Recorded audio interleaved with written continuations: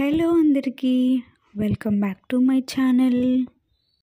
ఈరోజు మన ఛానల్ ఒక ఇంట్రెస్టింగ్ మనీ సేవింగ్ ఐడియాతో రాబోతుందండి. ఇప్పుడున్న మన లైఫ్ స్టైల్కి మనీ సేవ్ చేయడం చాలా కష్టమైపోతుంది. ఎంత మనీ ఎర్న్ చేయడం కష్టంగా ఉందో మనీని సేవ్ చేయడం కూడా అంతే కష్టంగా ఉందండి. సో అసలు మనీయే సేవ్ చేయలేదు, నేను 500 సంపాదిస్తున్నాను, లేదా నాకు వచ్చినవన్నీ ఎక్స్పెన్సెస్కి, నా ఇంట్లో ఖర్చులకి అన్నిటికీ అయిపోతుంది. ఏదైనా ఒక చిన్న ఐడియా ఉందా, నేను చిన్న అమౌంట్తో సేవ్ చేయగలనా లేదా అని ఆలోచించే వాళ్ళందరికీ కూడా ఈ వీడియో చాలా అంటే చాలా యూస్ఫుల్ అవుతుంది. ఎండ్ వరకు చూడండి.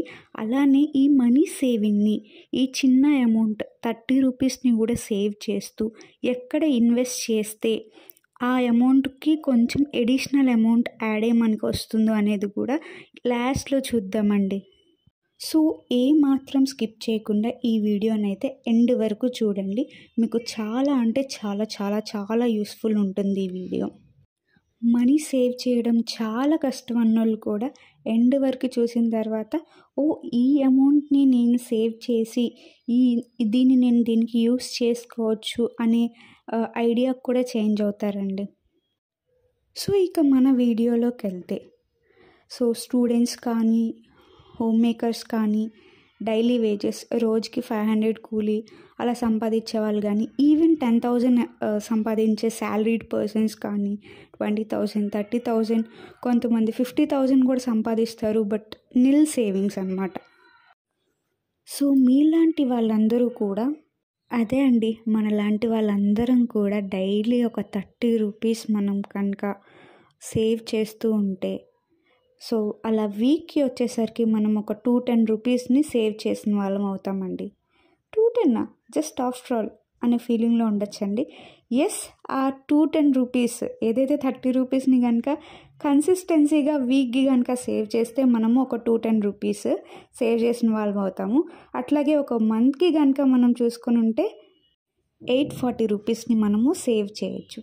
సో కన్సిస్టెన్సీగా మనం ఒక సంవత్సరం పాటు, ఈ చిన్న అమౌంటే అండి, చాలా చిన్న అమౌంట్, దాన్ని మనం కనుక సంవత్సరం పాటు సేవ్ చేస్తే 10,080 రూపాయలు సేవ్ చేసిన వాళ్ళం అవుతాము. చూసారా, చిన్న అమౌంటే కదా అని స్టార్టింగ్ ఆఫ్ వీడియోలో చిన్న చూపు చూసి స్కిప్ చేసి ఉంటారు. బట్ స్కిప్ చేయని వాళ్ళకైతే చిన్న అమౌంట్ నేను ఈజీగా సేవ్ చేయొచ్చు. సో దానికి నాకు 10,000 ఇయర్ కనుక నేను ఒక ఇయర్ కనుక నేను సేవ్ చేస్తే 10,000 వరకు నేను సేవ్ చేసుకోవచ్చు. అది ఆ టైంలో దేనికైనా యూస్ఫుల్ అవుతుందండి. Something is better than nothing అండి లైఫ్లో, వెరీ ఇంపార్టెంట్. అసలు మాత్రం జీరో సేవింగ్స్ ఉండేదానికన్నా కానీ 10,000 అనేది ఒక బెస్ట్ సేవింగ్ అమౌంట్ అని నా ఫీలింగ్. అది కూడా మనకున్న తక్కువ బడ్జెట్ శాలరీడ్ అవ్వచ్చు, మనకున్న ఎక్స్పెన్సెస్లో ఈ చిన్న అమౌంట్ కూడా మనకి చాలా అంటే చాలా యూస్ఫుల్. ఆ టైంకి ఈఎంఐ రావచ్చు, కట్టాల్సిన సిచ్యువేషన్ మన దగ్గర లేకపోవచ్చు, ఏదైనా చిన్న చిన్న అవసరాలకి మన దగ్గర ఆ టైంలో లేకపోవచ్చు. సో వేరే వాళ్ళ దగ్గర అప్పు చేసి లోన్స్ తీసుకొని చిన్న అమౌంట్స్ కూడా ఇబ్బంది పడేదానికన్నా కూడా ఈ చిన్న 30 రూపీస్ని మనం సేవ్ చేసినా కానీ, అది కూడా కన్సిస్టెన్సీగా సేవ్ చేస్తే మనము ఆల్మోస్ట్ 10,000 రూపీస్ మనం సేవ్ చేసినట్టండి. సో దీన్ని కనుక కన్సిస్టెన్సీగా మెయింటైన్ చేస్తే 5 ఇయర్స్ పాటు కనుక మీరు సేవ్ చేస్తే 50,400 రూపీస్ మీరు సేవ్ చేసినట్టే. 50,400 రూపీస్ అనేది చిన్న అమౌంట్ కాదు. చిన్న 30 రూపీస్తో మనం సేవింగ్ స్టార్ట్ చేసి 50,000 సంపాదించడం అంటే 50,000ని సంపాదిస్తున్నట్టే ఆ 30 రూపీస్ని సేవ్ చేసి కూడా.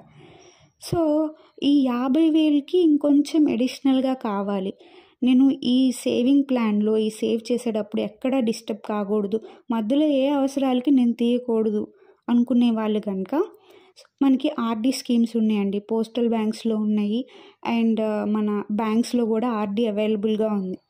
ఆర్డీలో కనుక ఇన్వెస్ట్ చేస్తే కన్సిస్టెన్సీగా ఈ 210 రూపీస్ని కనుక మీరు కనుక ఆర్డీలో ఇన్వెస్ట్ చేస్తే ఆ టైంకి ఉన్న ఇంట్రెస్ట్ రేట్ ప్రకారము ఆ 50,000కి కొంత అమౌంట్ అనేది యాడ్ అయ్యి 4% అవ్వచ్చు, 5% అవ్వచ్చు, మన అమౌంట్కి యాడ్ అయ్యి వస్తుంది. సో మన దగ్గర పెట్టుకుంటే దాన్ని డైవర్ట్ అవుతాం ఫస్ట్ థింగ్. సెకండ్ థింగ్ ఏంటి అంటే దానికి అడిషనల్ అమౌంట్ ఏది రాదు. సో అది కనుక మనము ఆర్డీ స్కీమ్లో ఇన్వెస్ట్ చేస్తే 5 years అయితే ఆర్డీ స్కీమ్లో కనుక ఇన్వెస్ట్ చేస్తే మన అమౌంట్కి కొంత అమౌంట్ యాడ్ అవుతుంది. హోప్ ఈ వీడియో మీకు నచ్చింది అనుకుంటున్నాను, అలాగే చాలా యూస్ఫుల్ అయింది అనుకుంటున్నాను. సో వీడియో నచ్చితే సబ్స్క్రైబ్ చేయండి, లైక్ చేయండి, షేర్ చేయండి.